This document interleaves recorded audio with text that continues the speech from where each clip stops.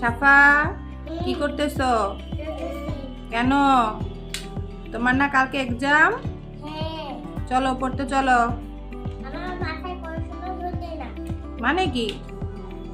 চলো পড়তে চলো। তাহলে কি ঢোকে তোমার মাথায়?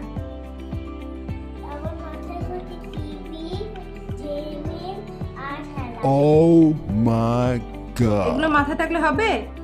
পড়তে হবে না? কালকে এক্সামে কি লিখবে? মিস যখন জিজ্ঞেস করবে তোমাকে পড়া, তখন তুমি কি বলবে বলো তো? তাহলে পড়াশোনা করতে হবে না? চলো চলো পড়তে বসি। কখন ঢোকে?